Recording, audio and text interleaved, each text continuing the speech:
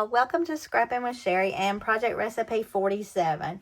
Now, I've been telling you things I'm thankful for, and today's thankfulness is going to be the fact that I get to babysit my grandchildren.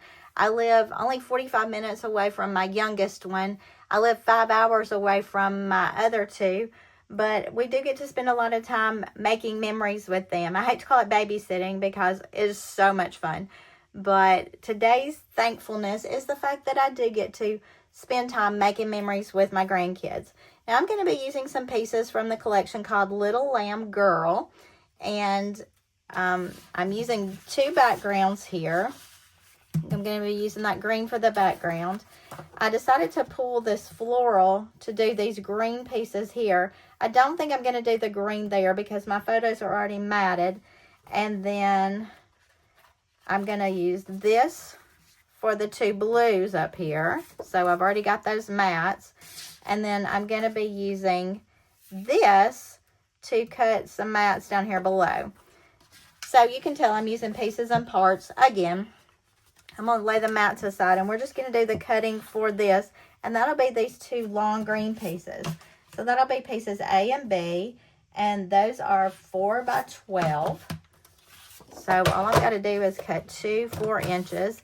This is not a directional paper, so it doesn't matter which way I go with it. I just need 2 4 by 12-inch strips. That still leaves me a little piece of this paper that I absolutely love. It's just such a good tie-in paper. It pulls everything together.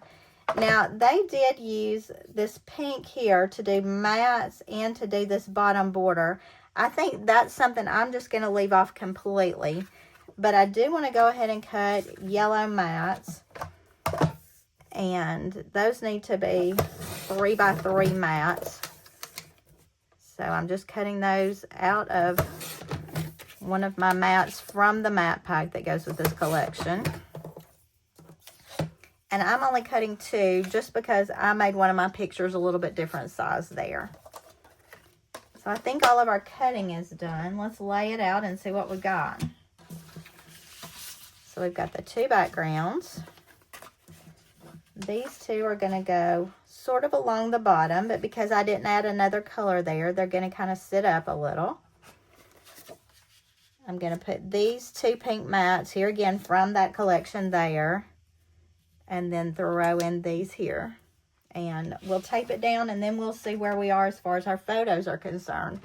This page could be as hard or as easy as you want it to be, but I think striking however you make it.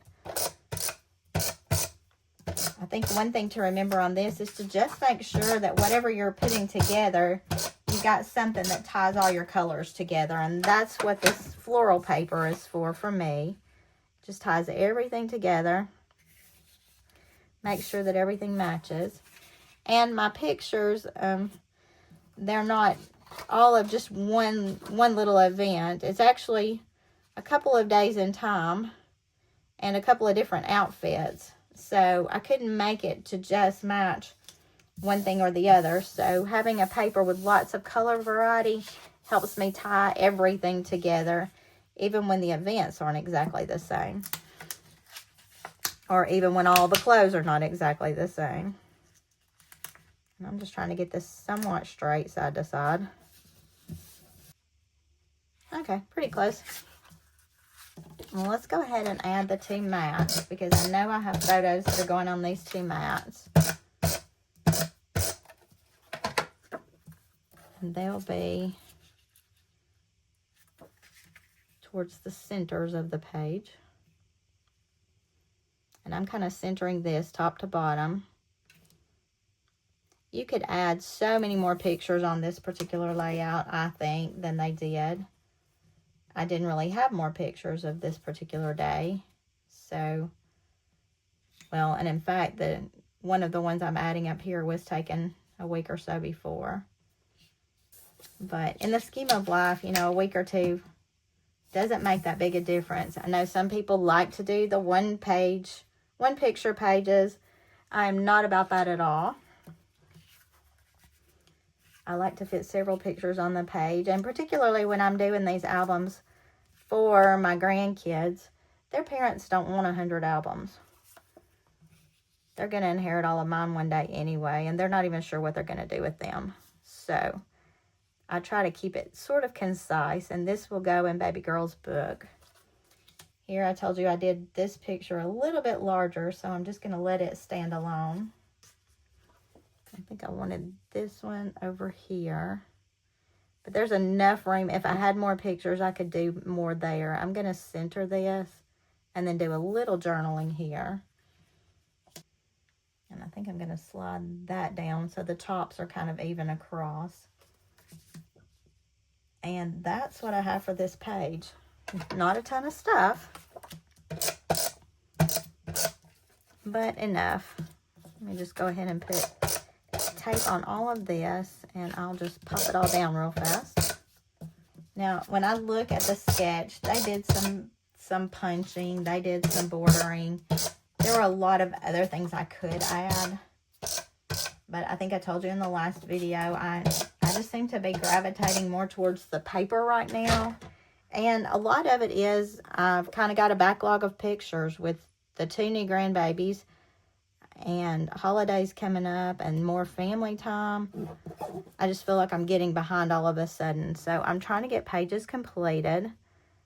I think they still look very classy. And that's kind of my look. I want them to look classy, not too busy, not too much. Something feels crooked there.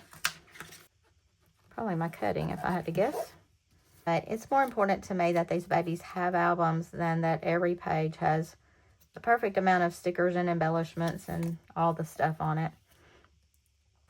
And I keep thinking I may just wait and let her mommy write in this since this one's going in her book. But I'll have to talk to her mommy about that.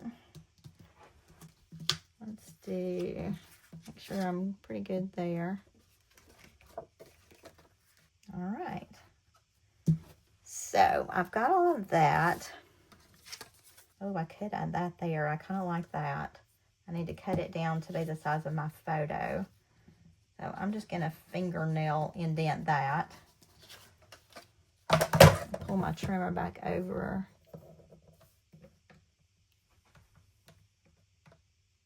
And chop that down.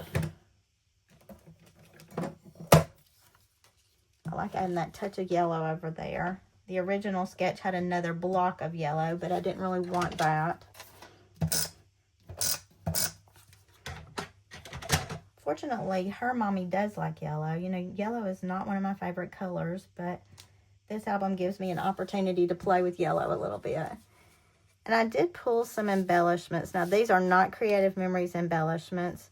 A friend of mine gave me these when she found out we were having a little girl. These are Creative Memories, but I don't really like mixing and matching the designs a lot. Now, I think that could be really pretty right there. It pulls in some of the color.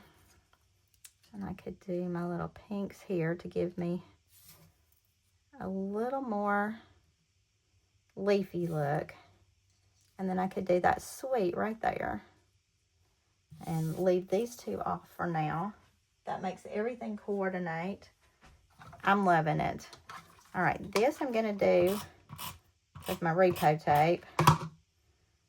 Just because there's no way that I could get a foam square on that. But you know I've got to pull out foam squares for the other. Oh, there's another little heart. Maybe we add that one down there. And we add one heart there with a foam square. These, I'm just going to chop these in half. Because it is an embellishment, it's not going to stick on everything else. I'm going to add a little one on these two hearts. I got to say, I'm thinking this page is even prettier than I thought it was going to be. And you can see she's in different outfits. They all pull a little bit of an orangey, peachy one. This has a little more orange than the others, but it works. Let's put our biggest embellishment on first. That's how I tend to work with my embellishments. I go with the largest first and then kind of work my way down from there. And then one more here. And I love this page. All right. There we have it. That is project recipe number 47 in our book. Done relatively true to the sketch, except I didn't add another color here. But I really like these 2 pages. So, there you go. There's project recipe 47. We are almost through. November is getting close to an end already. I mean, we're halfway through. So, until I see you next time, keep cropping. Keep taking those pictures. Be sure to take lots of filler pictures. And happy scrapping.